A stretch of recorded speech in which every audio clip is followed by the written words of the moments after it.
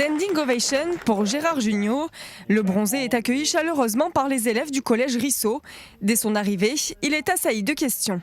Les souvenirs de lycée, oui. Moi, j'ai écrit un bouquin là qui s'appelle Une époque formidable où je raconte mon adolescence, ma jeunesse, et puis après la rencontre avec mes camarades du Splendide, Clavier, l'Ermite, Blanc, Balasco, tout ça. Les bronzés, le Père Noël est une ordure, les choristes, l'acteur, réalisateur, scénariste et producteur français a enchaîné 40 ans de rôles à succès. Nominé 3 fois au César du meilleur acteur, il est venu partager son expérience avec les étudiants. Je pense que c'est important de leur rappeler ça, qu'un vieux con comme moi leur dise que l'école, elle a été pour moi formidable parce que j'ai rencontré mes potes du Splendide, et puis on a pris des cours de théâtre dans le lycée, qu'il y avait le ciné-club, il y avait plein de choses, puis qu'il y avait des cours, puis des profs, pas tous, mais souvent des profs très importants et très intéressants auxquels je pense toujours. Moi. Ça leur permet de réfléchir sur plein de sujets peinards, sans qu'il y ait des gourous qui leur montent la tête le bourrichon, que ce soit des gourous politiques, religieux ou autres.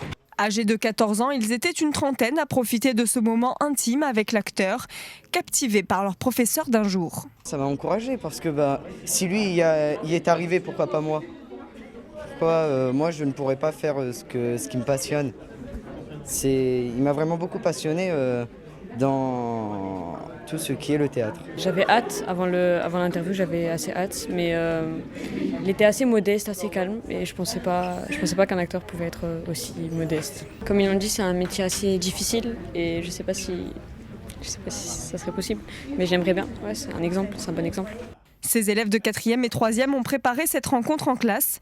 Film, biographie, parcours, un projet scolaire ludique. On a fait ce qu'on appelle un Padlet. On a travaillé donc avec un Padlet. On a pu voir des extraits d'interviews, de films, de pièces de théâtre, de bandes-annonces. Voilà, on a travaillé toute là. Et surtout, on a beaucoup discuté. Beaucoup discuté. On est sorti un peu du cours formel, voilà, avec vraiment un échange avec les élèves d'abord, sur la base du plaisir et du volontariat. Théâtre pour tous, lancé en 2015 par la ville de Nice, a attiré de nombreux artistes.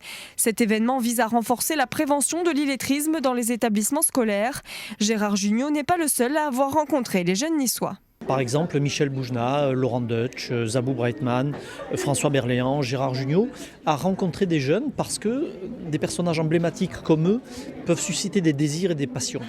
Une dernière photo pour immortaliser l'instant avant de lui dire au revoir et chapeau l'artiste.